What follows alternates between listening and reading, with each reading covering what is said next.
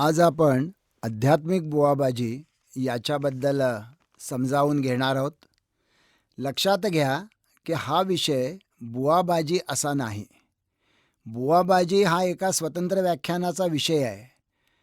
म्हणजे गुजरातच्या भावनगरमध्ये जी पार्वती माँ होती, जी बायकांच्या पोटावरनं हात फिरवायची आणि निस्संतान स्त्रियांना संतान मिळायचं असं सांगितलं जायचं, आणि महाराष्ट्रातल्या सर्व जिल्ह्यातनं जिच्याकडे लोक गेलेले होते, ज्या बुवाबाजीच्या विरोधामध्ये आम्ही लढा दिला, ती ही बुवाबाजी नाही. किंवा कोल्हापूर जिल्ह्यामध्ये गुरवबंधू होते आणि गुरवबंधूंचं असं म्हणणं होतं की त्यांना असं एक औषध मिळालेलं आहे की जे डोळ्यात टाकल्यानंतर डोळ्याचे सर्व आजार ताबडतोब बरे होतात. त्याही स्वरूपाची ही बुवाबाजी नाही.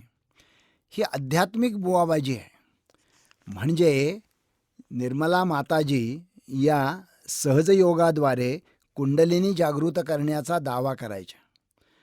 त्यांचं असं म्हणणं होतं की जे पारंपरिक अध्यात्मशास्त्राच्या मध्ये सांगितलेलं आहे की तुमच्या माकड हाडामध्ये सुप्त स्थितीमध्ये सापाच्या वेटोळ्यासारखी एक कुंडलिनी असते. ती कुंडलिनी तुम्हाला तपश्चर्येने जागृत करता येते. ती तुमच्या पाठीच्या मज्जारज्जूमधून वर जाते आणि तुमच्या टाळूमधील ब्रह्मरंध्राच्या मधून ती बाहेर गेल्यानंतर माणसाला ब्रह्मज्ञान प्राप्त होतं. ही जी संबंध प्रक्रिया आहे ती सहजयोगाद्वारे निर्मला मातेने अत्यंत सोपी केली असा तिचा दावा होतो. आता लक्षात घ्या, ही सगळी प्रक्रिया ती आध्यात्मिक आहे म्हणून सांगत होत्या. आणि ज्या वेळेला आम्ही याला आव्हान दिलं की तुम्ही हे सिद्ध करा नाहीतर बंद करा, त्यावेळेला प्रत्यक्षामध्ये त्यांची मिरवणूक चाललेली होती. बाजूला आम्ही कार्यकर्ते शांतपणे निदर्शनं करत होतो. त्याच्या मिरवणुकीमधले त्यांचे भक्त निघाले, ते आमच्यावर तुटून पडले. त्यांनी आम्हाला मजबूत मारहाण केली आणि आमच्या आधी पोलीस स्टेशनला जाऊन आम्हीच त्यांना मारहाण केली अशी खोटी तक्रार दाखल केली, जो खटला पुढं 8 वर्ष मला चालवायला लागला. आणि हे सगळं मी पुस्तकामध्ये लिहिलं. अंधश्रद्धा विनाशाय नावाचं जे माझं पुस्तक आहे, राजहंस प्रकाशनाने प्रसिद्ध केलेलं, त्याच्यामध्ये निर्मला माताजींचा हिंसक अध्यात्म असं मी लिहिलं. त्याच्याकरता त्यांनी दिल्लीच्या कोर्टामध्ये माझ्यावर अब्रूनुकसानीचा दावा लावला. म्हणजे आपण असं मानतो की आध्यात्मिकता ही माणसाचं मन उन्नत करते, पण या ठिकाणी आलेला अनुभव अत्यंत विपरीत आहे. किंवा आपल्याला माहीत असेल की नरेंद्र महाराजांचा धर्मदंड ज्या वेळेला विमानातल्या कर्मचाऱ्यांनी बाजूला ठेवून टाकला, त्यावेळेला त्याच्याबद्दल प्रचंड मोठा गोंधळ नरेंद्र महाराजांच्या शिष्याने औरंगाबाद आणि मुंबईच्या विमानतळावर घातला आणि त्याची मोडतोड केली. आणि त्याबद्दल एका शब्दाने कधी नरेंद्र महाराजांनी दिलगिरी व्यक्त केली नाही. किंवा नरेंद्र लीलामृतामध्ये अनेक चमत्कार नरेंद्र महाराजांचे वर्णनले आहेत. त्या संदर्भामध्ये मी स्वतः त्यांना भेटलो होतो. त्यांना मी त्या चमत्काराच्या बद्दल शहानिशा करायला सांगितलेलं होतं. एकाही चमत्काराचं कसलंही स्पष्टीकरण ते देऊ शकले नाहीत. हे मी करत नाही असंच त्यांना सांगावं लागलं.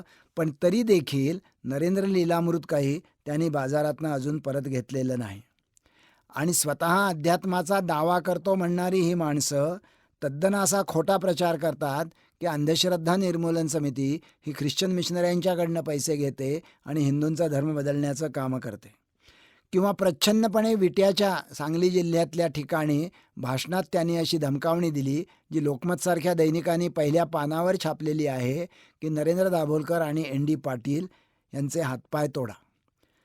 तेव्हा ही यांची आध्यात्मिकता आहे की ज्या बुवाबाजीबद्दल बोलण्याची गरज आहे. आसाराम बापू आहे असंच एक बडं प्रस्थ आहे, ज्यांचे जमिनीचे काळे व्यवहार अनेक वेळेला वृत्तपत्रामध्ये येत असतात, जे आपल्या प्रवचनांचा वेगवेगळ्या प्रकारे अत्यंत व्यवस्थित बाजार मांडतात, ज्यांच्या आश्रमामध्ये असलेल्या लहान मुलांचे मृत्यू हे सातत्याने चर्चेचे आणि चौकशीचे विषय झालेले आहेत. त्यांच्या कट्टर शिष्यावर खुनी आणला झालेले आहेत.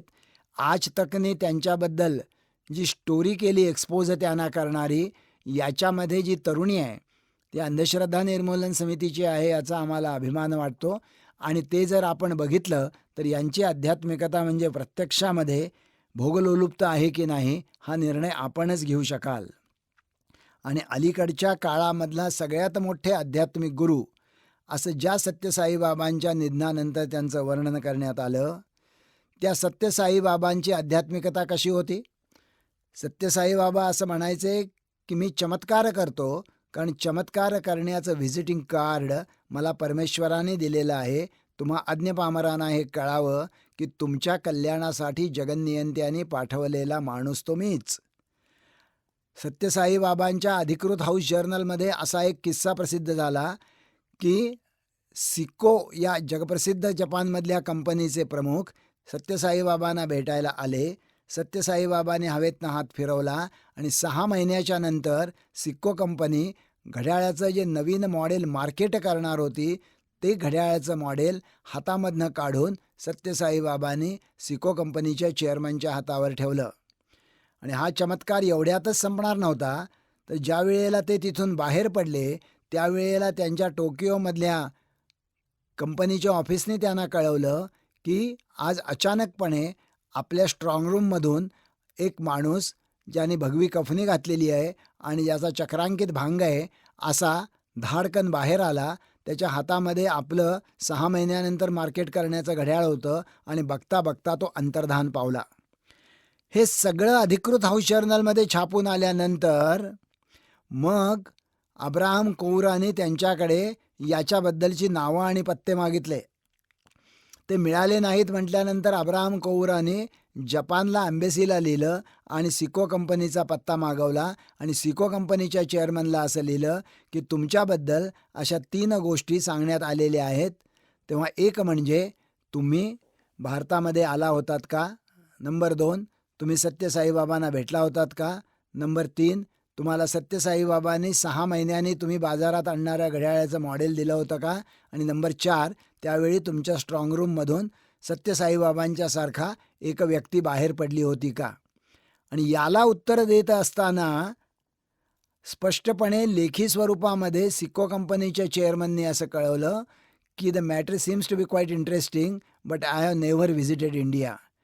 की गोष्ट फार रंजक वाटते, पण मी प्रत्यक्षामध्ये कधी भारतात आलेलोच नाही. किंवा सत्यसाईबाबांच्या 5 शिष्याने त्यांच्यावर खुनी हल्ला केला. सत्यसाईबाबा लपून बसले. त्याच्यानंतर मग सिक्युरिटी आली. त्या लोकांना पकडण्यात आलं, निशस्त्र करण्यात आलं. पण सगळ्यात भयंकर गोष्ट म्हणजे निशस्त्र करून त्यांना ज्या खोलीमध्ये ठेवण्यात आलेलं होतं, त्या खोलीमध्ये गोळ्या घालून त्यांना संपवण्यात आलं. याचाच अर्थ असा की हे जे सगळं चालू आहे, या लोकांना आज प्रचंड मोठ्या प्रमाणामध्ये अनुयायी आहेत. या लोकांच्याकडे प्रचंड मोठ्या प्रमाणामध्ये इस्टेटी आहेत आणि यांची बुवाबाजी हे अन्य कुठल्याही बुवाबाजीपेक्षा तांत्रिक, मांत्रिक, देवऋषी कितीतरी जास्त गंभीरतेने घेण्याची गरज आहे. म्हणजे तुकाराम महाराजांनी 350 वर्षापूर्वी असं म्हटलं होतं, ऐसे कैसे झाले भोंदू, कर्म करून या म्हणती साधू, अंगा लावून या राख, डोळे झाकून करती पाप, दावूनी वैराग्याच्या कळा, भोगी विषयाचा सोहळा, तुका म्हणे सांगू किती, जळो तयांची संगती. म्हणजे दावूनी अध्यात्माच्या कळा म्हणा किंवा दावूनी वैराग्याच्या कळा, पण प्रत्यक्षामध्ये हे विषयांचा सोहळाचं भोगतात आणि अशा लोकांची संगती जळो असं तुकाराम महाराज म्हणले. आणि अशा लोकांची संगती मिळो असा आजचा सामाजिक व्यवहार आहे. त्याच्यामुळे आपल्याला आध्यात्मिक बुवाबाजी ही जरा नीटपणे समजून घेतली पाहिजे. आता जर असं विचारलं की आत्मा असतो की नाही आणि अध्यात्म म्हणजे काय, याचं एक उत्तर असं आहे की अध्यात्माचा अर्थ आधी आत्मन इति अध्यात्म, म्हणजे आधी आत्म्याचा विचार करणं म्हणजे अध्यात्म. आणि आधुनिक विज्ञान असं सांगतं की मनुष्य ज्यावेळी मरतो त्यावेळेला त्याच्या मेंदूच्या पेशीची माती होते. मेंदूमध्येच माणसाची भावना, वासना, स्मरणशक्ती, बुद्धी, कल्पना सर्व काही असतं. ज्यावेळी मेंदूच्या पेशीचं विघटन होतं त्यावेळी शरीरातनं काहीही बाहेर जात नाही. त्यामुळे आत्मा नावाची गोष्ट अस्तित्वामध्ये नाही आणि जी गोष्ट अस्तित्वामध्ये नाही त्या गोष्टीबद्दल चर्चा करण्याची देखील खरं म्हटलं तर गरज नाही. किंवा एक लोकप्रिय वाक्य नेहमी उच्चारलं जातं की ज्या ठिकाणी विज्ञान संपतं तिथं अध्यात्म सुरू होतं. वस्तुस्थिती काय आहे? अध्यात्म किमान 5,000 वर्ष तरी आहे. विज्ञान आधुनिक अर्थाने अवघं 400 वर्ष आहे. 5,000 वर्षाच्या अध्यात्माने कसलेच प्रश्न सुटले नाहीत. ना भुकेचा प्रश्न सुटला, ना आरोग्याचा सुटला, ना दळणवळणाचा सुटला. पण अवघ्या 400 वर्षापूर्वी विज्ञान आलं आणि त्यांनी हे सगळे प्रश्न सोडवले. याचाच अर्थ असा की ज्या ठिकाणी अध्यात्म संपलं त्या ठिकाणी विज्ञान सुरू झालं आणि माणसाची प्रगती झाली. पण या पद्धतीच्या युक्तिवाद की ज्याच्यामध्ये अध्यात्म आणि आत्मा नाहीच, याच्यामुळे कदाचित समोरच्याला निरुत्तर करता येतं. पण तसं न करता प्रत्यक्षामध्ये या लोकांची जी भूमिका आहे, ही भूमिका तपशिलामध्ये मान्य करून त्याचा प्रतिवाद करण्याचा प्रयत्न मी करणार आहे. जे लोक अध्यात्म मानतात ते असं मानतात की आत्मा नावाचं भौतिक तत्वाच्या पलीकडचं एक वेगळं चेतनतत्व आहे. हे चेतनतत्व अज्ञानात पडतं, अशुद्ध बनतं, बंधनात अडकतं आणि दुःखी पावतं. त्याच्यामुळे हे जे चेतनतत्व आहे ते म्हणजे आत्मा, की जे बंधनात पडून दुःखी पावलेलं आहे. सगळ्या जगामध्ये जे व्यापून उरलेलं आहे तो परमात्मा म्हणजे परमेश्वर. त्यामुळे काय करायचं आहे आयुष्यामध्ये? तर आत्म्याचं परमात्म्याशी मिलन घडवून आणलं म्हणजे जीवाशिवाची गाठ पडते आणि आनंदाचे डोही आनंद तरंग अशी परिस्थिती निर्माण होते. ही स्थिती जी आहे तिला सच्चिदानंद म्हटलेलं आहे. म्हणजे ती सत आहे, म्हणजे ती सत्य आहे, ती चित आहे म्हणजे ती शाश्वत आहे आणि ती आनंद स्वरूप आहे म्हणजे माणसाला तेवढंच तर पाहिजे असतं. त्यामुळे हा जो अध्यात्माचा भाग आहे म्हणजे माझ्या आत्म्याचं परमात्म्याशी म्हणजे परमेश्वराशी विलिनीकरण होण्यासाठी करायचा प्रवास, या मार्गाला म्हणतात धर्म. त्याच्यामुळे हे अध्यात्म वापरून आज समाजामध्ये काय बुवाबाजी केली जाते आणि ती कशी रुजते याच्याबद्दल आपल्याला बघायचं आहे. याच्यामध्ये अध्यात्माचा जो उन्नत अर्थ घेण्यात आलेला आहे म्हणजे विनोबा भावे हे या उन्नत अर्थाने थोर आध्यात्मिक पुरुष होते. त्यांचं एक वाक्य असं आहे की शेवटी राजकारण व धर्म जाईल, विज्ञान आणि अध्यात्म राहील.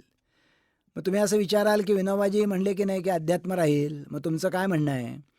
लक्षात घ्या, राजकारण याचा अर्थ हितसंबंधांचा मामला आणि विज्ञान याचा अर्थ पर्यायी विकासाच्या सर्व शक्यता ज्या माणसाच्या हातामध्ये आहेत.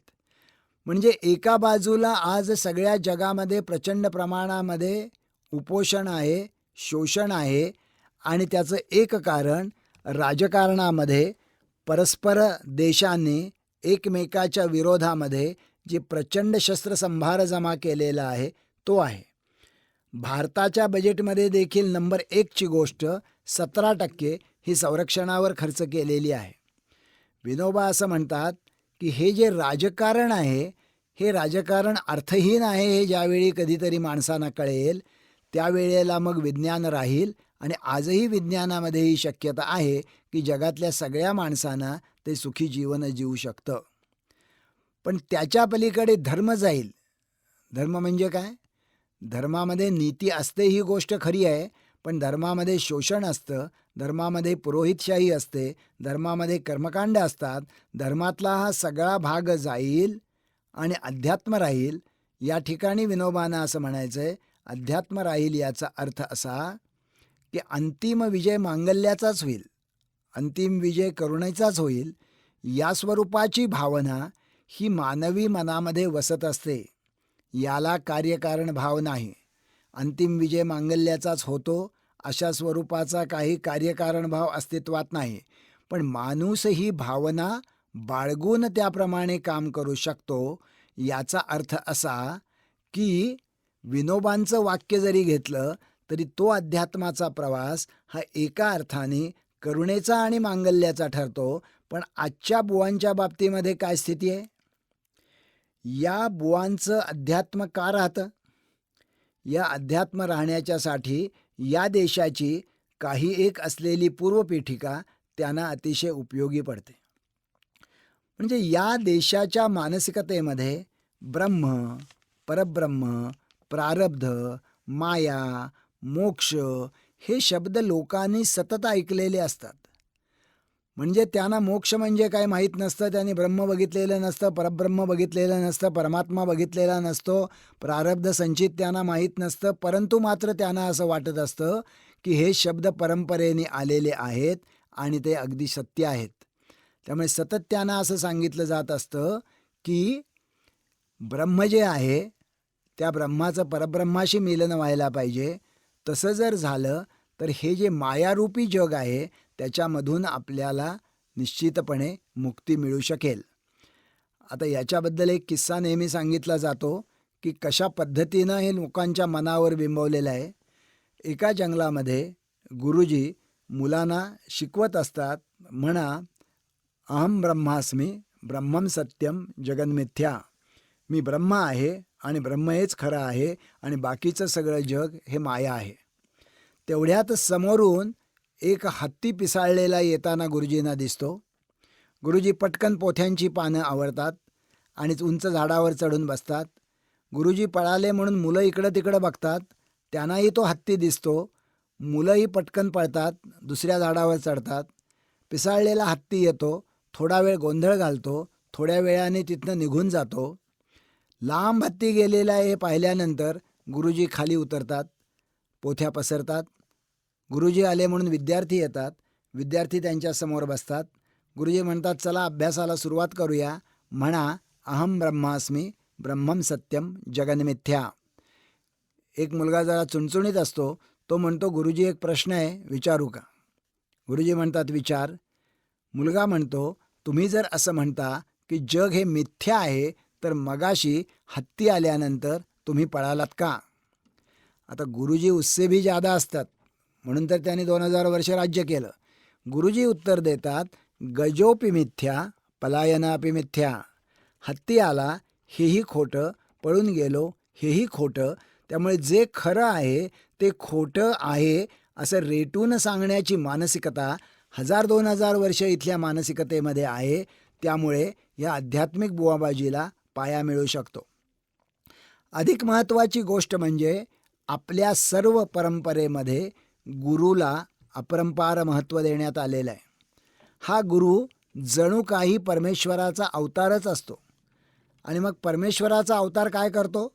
तो संभवानी युगे युगे येतो आणि परित्राणाय साधूनां विनाशाय च दुष्कृतां, म्हणजे जगातल्या दुष्टाव्याचा नाश करावा आणि सत्प्रवृत्तीची जोपासना करावी म्हणून साक्षात परमेश्वर अवतार घेतो आणि तो अवतार हा गुरुच्या रूपाने घेतो. अशा स्वरूपाची एक मानसिकता इथल्या देशाच्या मनामध्ये रुजलेली आहे, ज्याचा फायदा आध्यात्मिक बुवाबाजीला होतो.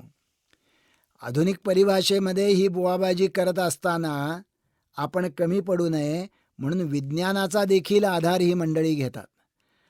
म्हणजे रुद्राक्ष ती वापरतात, पण रुद्राक्ष वापरण्याचं कारण काय सांगतात?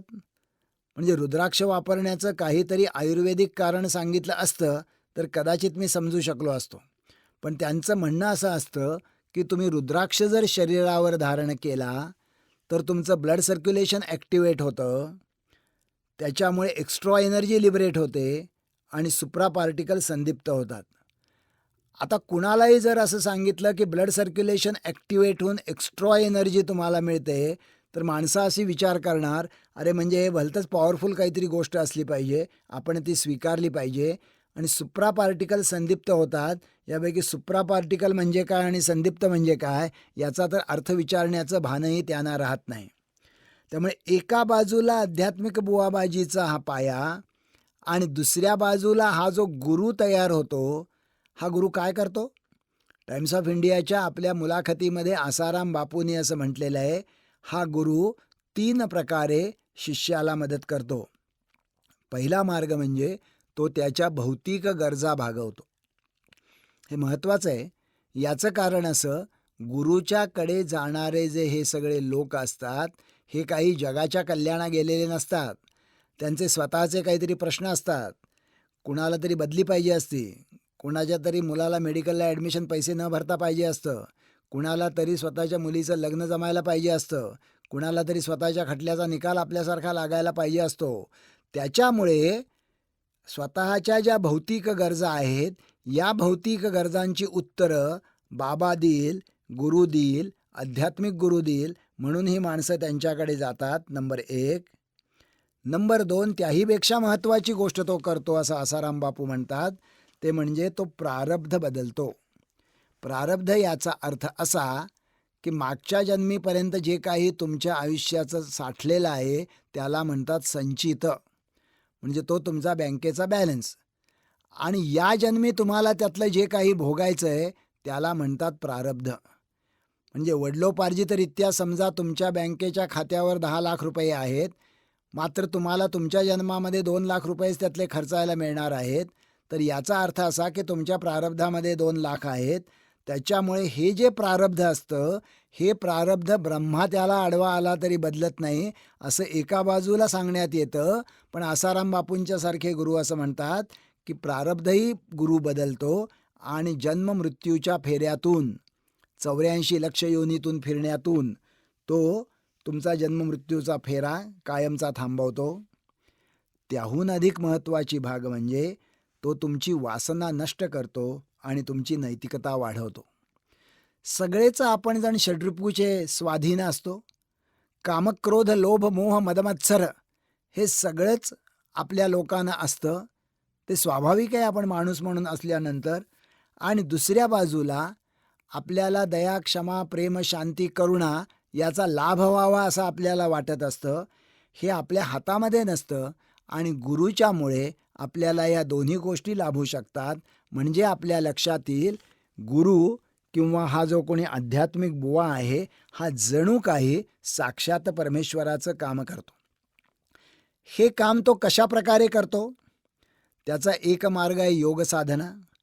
योग साधनेला सध्या अपरंपार महत्त्व आलेलं आहे.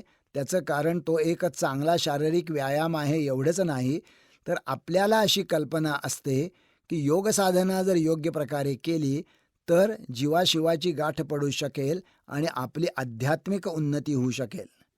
दुसरं, गुरुच्यामध्ये आसाराम बापू असं म्हणतात काही विशेष शक्ती असते.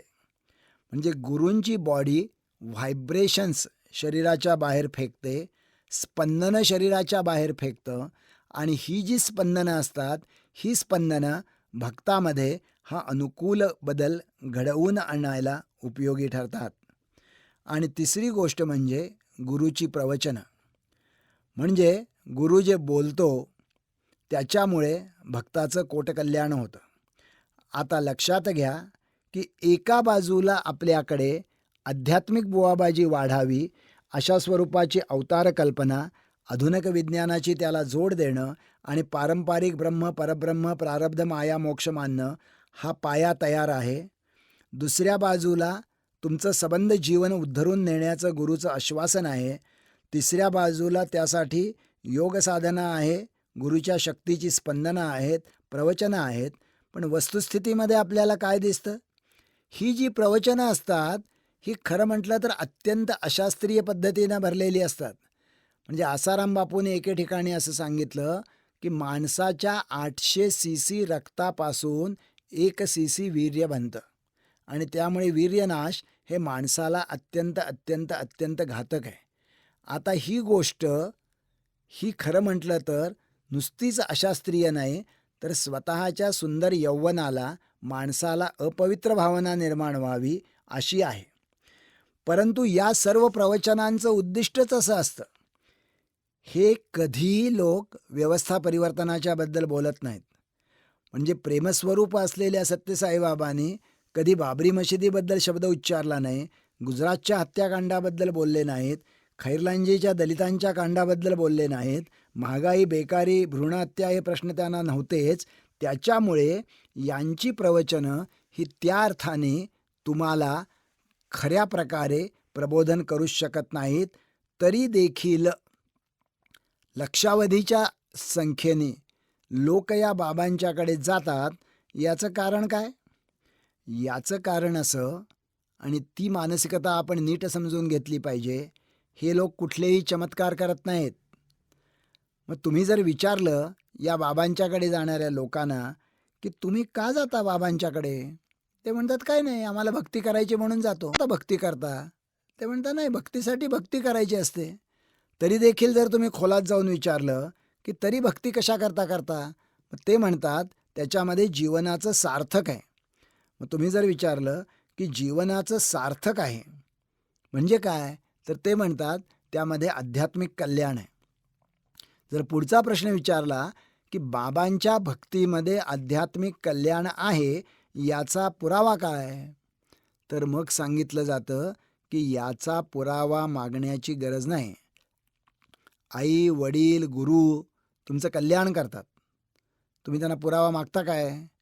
पुरावा मागायचा नसतो.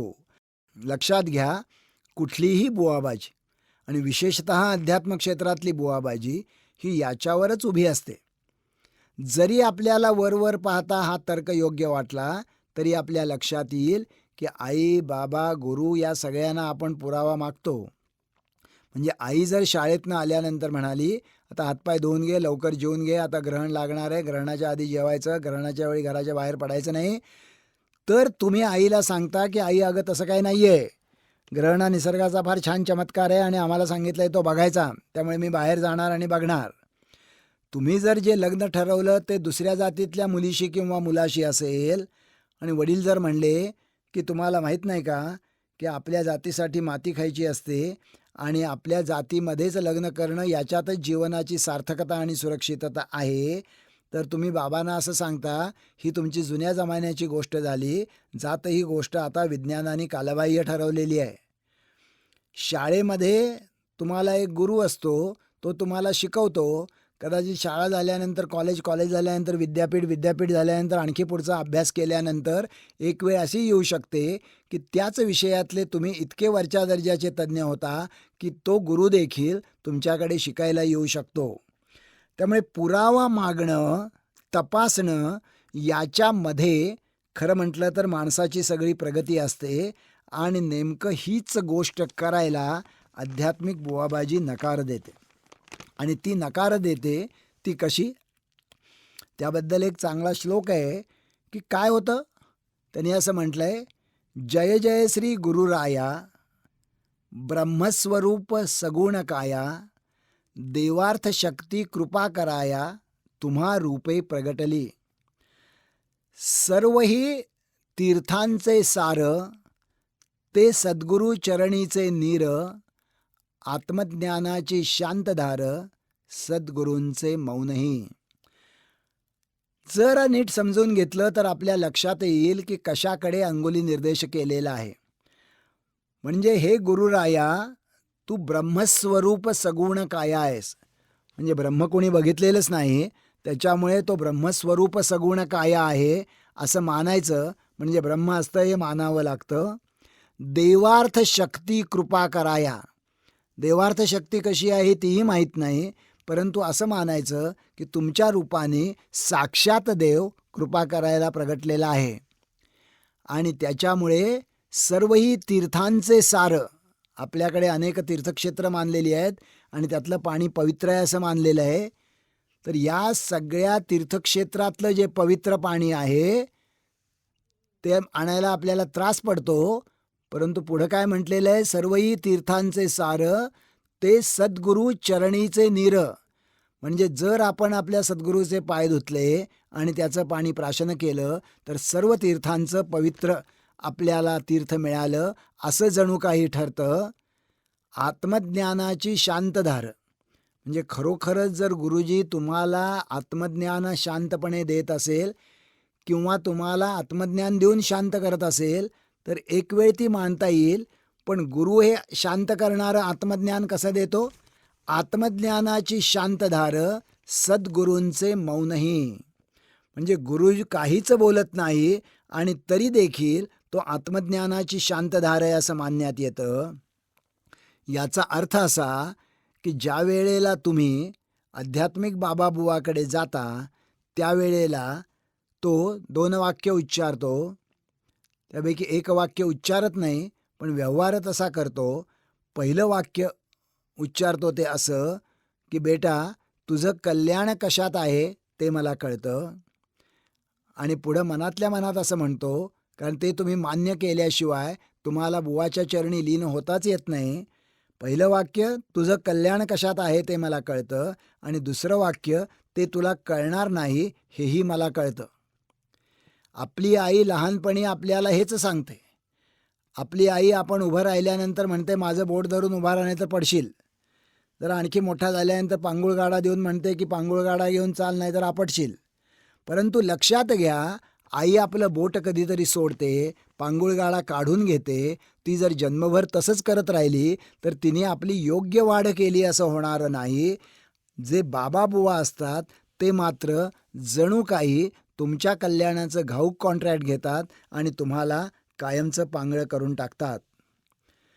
पण मग ही सगळी मानसिकता तयार होण्यासाठी याच्या मागची भूमिका काय असते, आध्यात्मिक भूमिका काय असते, ती थोडी समजून घ्यायला अवघड आहे. पण तरी मी ती आपल्याला सांगतो. आपण जरा नीटपणे ती ऐकावी अशी विनंती आहे.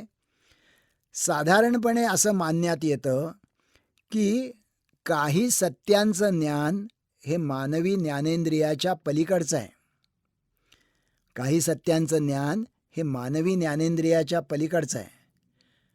पण नंबर 2, माणसाच्या परमकल्याणासाठी ते आवश्यक आहे. माणसाचं जर अंतिम कल्याण व्हायचं असेल तर हे जे मानवी ज्ञानेंद्रियाच्या पलीकडचं सत्याचं ज्ञान आहे ते आवश्यक आहे.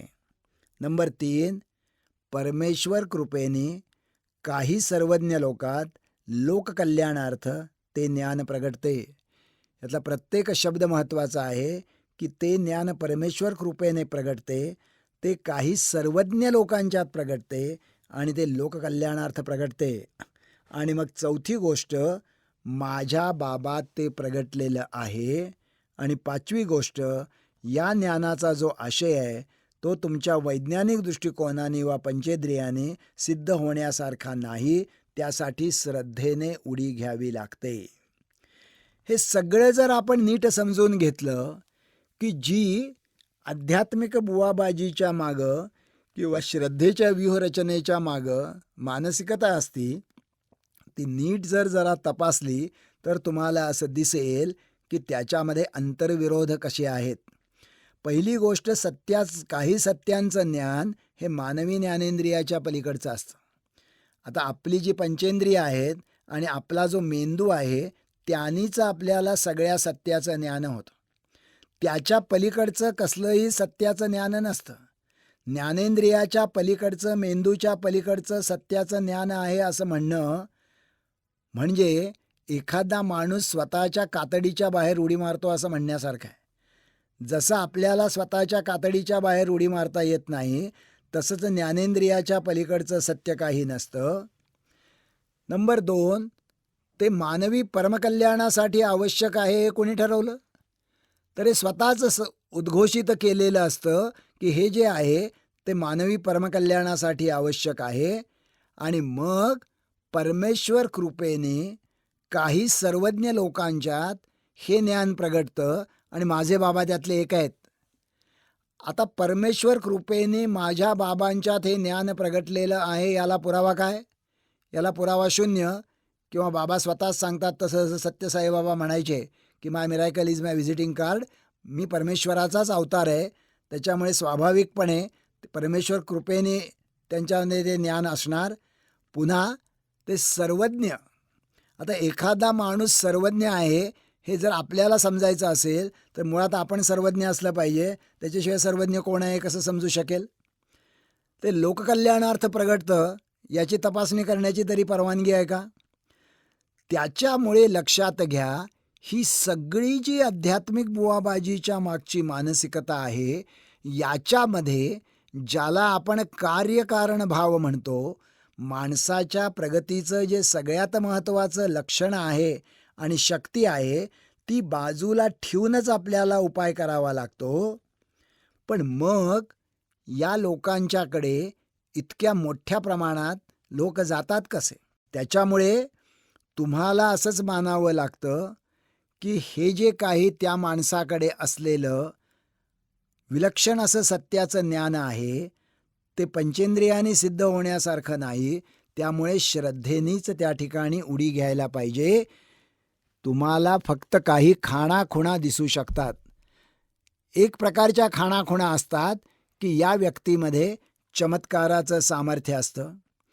म्हणजे जसं सत्यसाई बाबा म्हणत की माझ्याकडे चमत्कार कसे घडतात हे तुम्ही विचारणं याला काही अर्थच नाही, कारण परमेश्वरांची जी अगाध शक्ती मला प्राप्त झालेली आहे त्यामध्ये माझे चमत्कार ही इतकी चिल्लर गोष्ट आहे की एखाद्या महाकाय हत्तीच्या अंगावर बसलेल्या चिलटाच्या सारखी. त्याच्यामुळे मग तुम्हाला फक्त त्या चमत्कारामुळे कळतं की मी हा तुमच्या कल्याणासाठी पाठवलेला माणूस आहे. किंवा अनिरुद्ध बापू असे दावा करतात किंवा अनिरुद्ध बापूंचे भक्त असं सांगतात की अनिरुद्ध बापूंनी त्यांच्या अनेक भक्तांना कधी विठ्ठल, कधी विष्णू, कधी शंकर आणि त्यांच्या पत्नीने कधी महालक्ष्मी, अंबाबाई या प्रत्यक्ष सगुण साकार रूपात दर्शन दिलेलं आहे. आता उघड आहे की संमोहन अवस्थेमध्ये गेल्याशिवाय अशा स्वरूपाचे भास होऊ शकत नाहीत. त्याच्यामुळे या गोष्टीच्यामुळे म्हणजे एका बाजूला बाबांचे चमत्कार, बाबांनी प्रत्यक्ष देवाच्या रूपात आपल्याला दर्शन देणं, या सगळ्यामुळे जे घडतं ते घडल्यानंतर त्याचं अत्यंत पद्धतशीरपणे संघटन केलं जातं. तुम्ही अमक्या अमक्या बाबांचे आहात, तुम्ही अमके अमके कपडे घातले पाहिजेत, ते कपडे अमक्या अमक्या रंगाचे असले पाहिजेत, तुमच्या गळ्यामध्ये तशा माळा पाहिजेत, तुमच्या छातीवर तसा बिल्ला पाहिजे, तुमच्या पेनवर त्या बाबाचं चित्र पाहिजे, तुम्हाला एक मंत्र दिला जातो. म्हणजे एक प्रकारची अशी भरभक्कम संघटना बांधणी होते. त्याच्यामुळे एकाकी माणसाला सुरुवातीला एकजूट वाटते, एकजुटीच्यामुळे समाधान वाटतं, समाधानावरनं सामर्थ्य वाटतं आणि त्या सामर्थ्याची त्याला सवय होते आणि एकजूट, समाधान, सामर्थ्य आणि सवय याच्यामधून पुढं सक्ती निर्माण होते आणि भक्त हा बाबाचा जणू काही कडवा लष्करी सैनिक बनतो आणि बुवाबाजी हा बाबांचा अभेद्य बालेकिल्ला बनतो. म्हणजे बाबाच्या बद्दल कोणताही शब्द उच्चारणं हे महापाप ठरतं आणि बाबाच्यामुळे आपलं कोटकल्याण होणार आहे अशी श्रद्धा बाळगणं हा संसार उद्धरून जाण्याचा मार्ग ठरतो. बाबाच्याबद्दल जे कोणी विपरीत शब्द उच्चारतात आमच्यासारखे, त्यांना कडवेपणाने विरोध करणं हे त्या भक्तांचं परमकर्तव्य बनतं. याचाच अर्थ असा की ह्या सगळ्या ठिकाणी प्रत्यक्षामध्ये ती आध्यात्मिक बुवाबाजी चालू राहण्यासाठी एका बाजूला माणसाचा विवेक हरवणं आणि दुसऱ्या बाजूला एक कडवं शिस्तबद्ध आक्रमक संघटन उभं करणं असा भाग होतो, ज्याचा ना अध्यात्माशी संबंध आहे किंवा ना माणसाच्या मानसिक विकासाशी संबंध आहे. मग दुसऱ्या बाजूने विचार केला तर आपल्याला काय दिसेल? म्हणजे आपण असं विचार करा की जसा शरीराचा व्यायाम असतो आणि त्यामुळे शरीर सुदृढ आणि निकोप राहतं, तसंच मनाचा व्यायाम असतो, त्याला आपण अध्यात्म म्हणूया. या अध्यात्माची भूमिका काय असते? ती भूमिका अशी असते की भौतिक सुखापलीकडे जीवनाचं एक श्रेयस आहे आणि ते भौतिक सुखाच्यापेक्षा अनंतपटीनं मोलाचं आहे. म्हणजे आपल्यापैकी सगळ्यांना भौतिक सुखाची श्रेयस माहीत असतात. मला चांगले कपडे लागतात, मला चांगलं खाणं लागतं, मला चांगलं घर लागतं, मला चांगलं शिक्षण आणि आरोग्य लागतं, कारण मी माणूस आहे. परंतु या सगळ्या भौतिक सुखाच्या पलीकडे जीवनाचं अनंतपटीनं या सुखाच्यापेक्षा मोलाचं आहे असं जे मानतात ते संयमी असतात. सगळ्यामुळे ते करुणेने मानवसन्मुख कृती करतात. त्यामुळे शुचिता आणि पावित्र्य येतं ते अध्यात्म. बाकीची नुसतीच पोपटपंची नैतिकदृष्ट्या उन्नत करते ते नामस्मरण, बाकीचा नुसतं. म्हणजे या ठिकाणी जर आपण तुलना केली तर आपल्याला लगेच दिसू शकेल की निर्मला मातेचे सर्व जगातल्या देशांच्या मध्ये आलिशान संगमरवरी महाल होते आणि साईबाबांची इस्टेट ते ज्यावेळी गेले त्यावेळी किमान 40,000 कोटी रुपयांची होती. ती कदाचित 1,00,000 कोटी रुपये असेल असा अंदाज होता आणि शेवटपर्यंत साईबाबांच्या सहीनंच त्याचा व्यवहार चाललेला होता. या पातळीवर महाराष्ट्राला जे खरे आध्यात्मिक पुरुष आहेत त्यांच्याकडे आपण बघा. गाडगे बाबा. गाडगे बाबा कोट्यावधी रुपये त्या काळामध्ये त्याने मिळवले. सगळेच्या सगळे खर्च केले. पैन पैचा हिशोब चोख ठेवला. अंगठा बहाद्दर होते. स्वतःची इस्टेट जन्मभर बाळगली.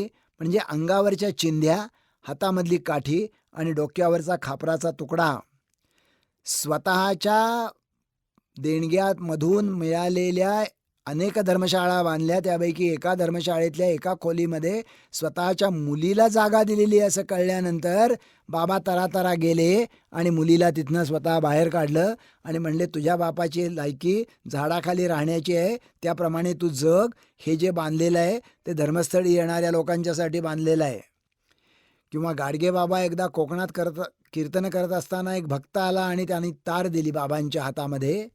बाबांनी तारेवर नजर टाकली आणि म्हणाले की कोट्यावधी लोक येतात आणि जातात, जगात आले गेले कोट्यावधी, आणि मी काय रडू एकासाठी.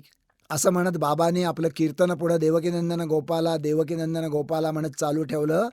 तार घेऊन आलेला भक्तच जोरजोरात रडायला लागला. लोकांना काही कळेना आणि भक्तांनी सांगितलं की अहो, ही तार ही बाबांचा एकुलता एक मुलाचं निधन झाल्याची तार आहे. तर असे गेले कोट्याने कोटी, काय रडू मी एकासाठी, असं म्हणून आपले जीवितकार्य तसंच पुढं चालू ठेवणारे गाडगे बाबा हे खऱ्या अर्थाने आध्यात्मिक पुरुष होते.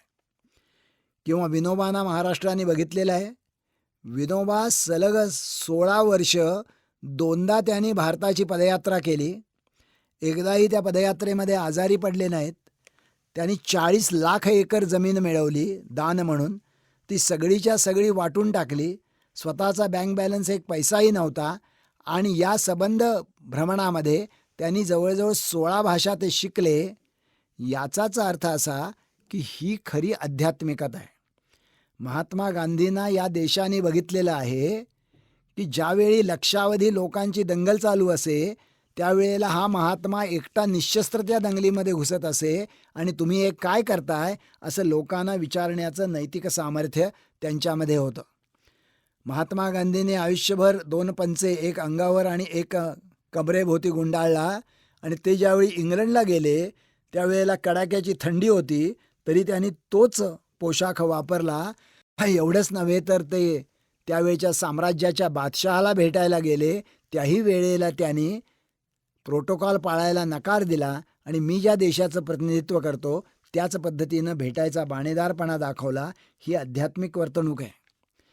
गांधींच्या आयुष्यामधली एक घटना तर आध्यात्मिक खऱ्या अर्थाने वागणारी माणसं कशी उच्च दर्जाचा विचार करू शकतात ही दाखवणारी आहे.